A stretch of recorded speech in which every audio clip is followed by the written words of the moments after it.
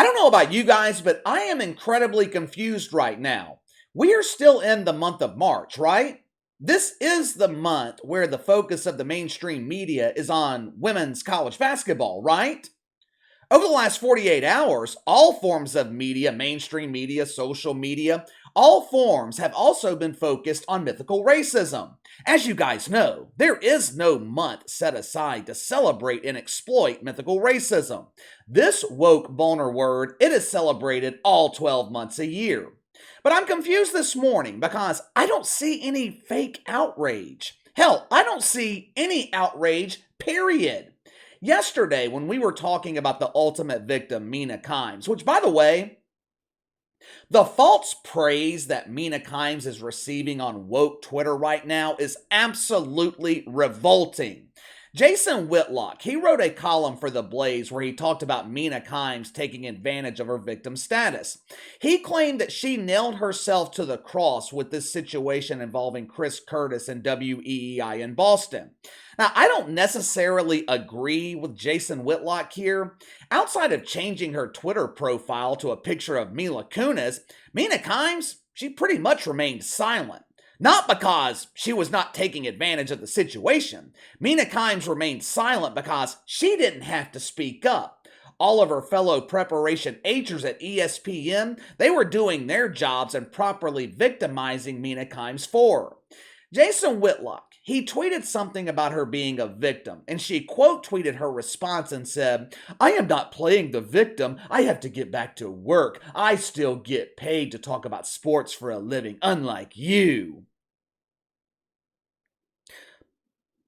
If you read the responses to that bullshit, you would have thought Mina Kimes ended Jason Whitlock's career. "Oh, Mina, you owned him. That comeback was amazing." Owned? Owned?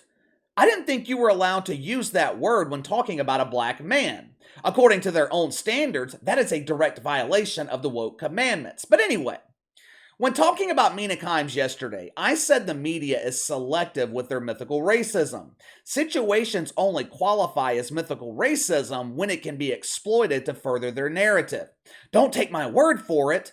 We once again have the proof with the media completely ignoring what happened in Bowling Green, Kentucky last night. Logically speaking, the media ignoring this story does not make sense. For weeks, all they've wanted to talk about is women's college basketball. Here we have what should be a major story, and the media is pretending like it never happened. I wonder why.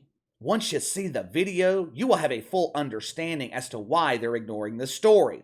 Last night, the Pretenders from Memphis, they traveled to Bowling Green to participate in a pretend basketball game. Now, this was part of the NIT tournament. Now, we got to be careful here. You want to make sure you spell out NIT.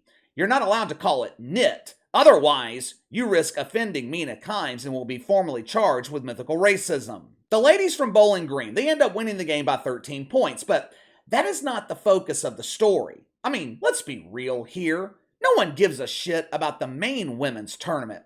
Most people definitely don't give a shit about the secondary NIT tournament. After the game, the ladies went through the typical post-game handshake. Now, this tradition, it is different in women's college basketball when you compare it to the WNBA. Post-game handshakes in the WNBA, they are nothing but an excuse for public woke hugs. Good game, nice ass. Good game, nice beard. Good game, nice cucumber. In college, the ladies, they just slap hands and thank each other for the game. At least, that's what most of them do. Not Jamirah Shutes. No. Jamirah Shutes, she plays pretend basketball for the University of Memphis. She's also active in role-playing. She is one hell of an impersonator. Last night in the handshake line, she performed her most convincing impersonation of Mike Tyson. Watch for yourself. Elissa Brett had something to say there with Jamirah Shutes, and Shutes was the one who stopped to say something there, and then Shutes hit Brett in the face. The victim here is Elissa Brett. After seeing this video, I am sure you're starting to understand why this story is being ignored. The story was picked up by the usual outlets that you would expect. The New York Post, the Daily Mail, TMZ picked up the story, but it's strange. I've seen nothing from Deadspin. I've seen nothing from USA Today.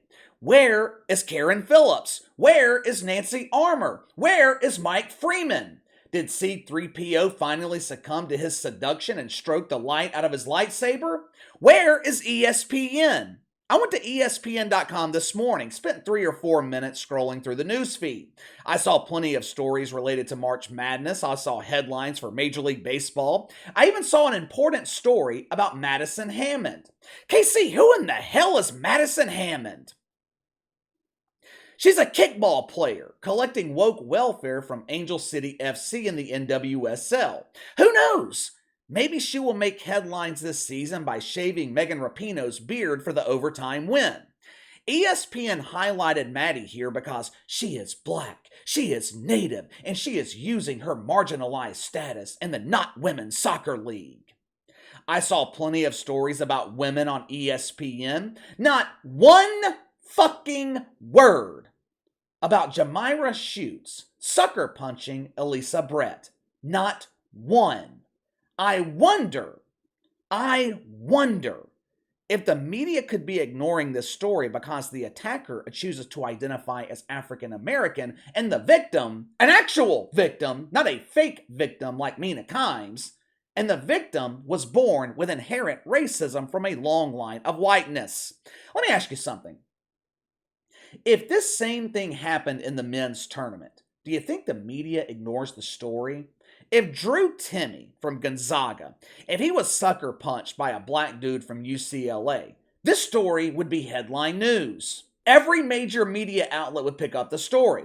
Let's reverse the roles here. If Elissa Brett punched Jamirah Shutes in the face, do you think the media ignores the story then? It would be front page news on ESPN. Defenseless black woman victimized by the inherent racism of evil white woman. Watch the tears roll down her face as she suffers through the traumatic experience of this hate crime.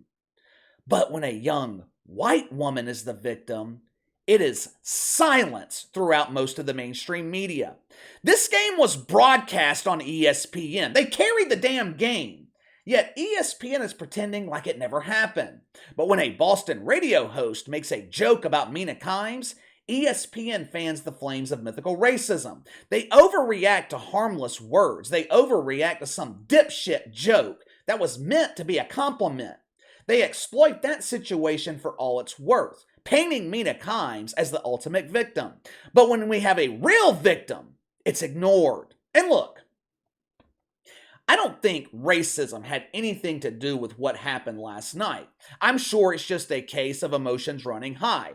Jamirah Shutes lost control of her emotions. Perhaps something was said between her and Elissa Brett, and she chose to handle it in the worst possible way. She made a mistake.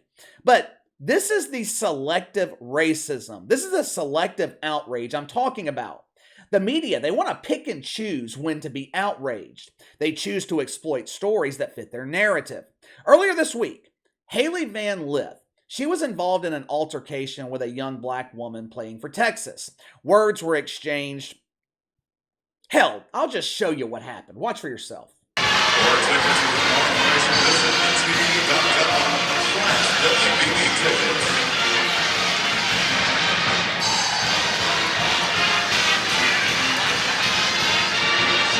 That non-story was headline news. That 30 seconds of nothingness was picked up by every major media outlet. David Hookstead at Outkick, he accused Haley Van Lith of childish behavior. He claimed she was giving half effort, shaking the hands of other players.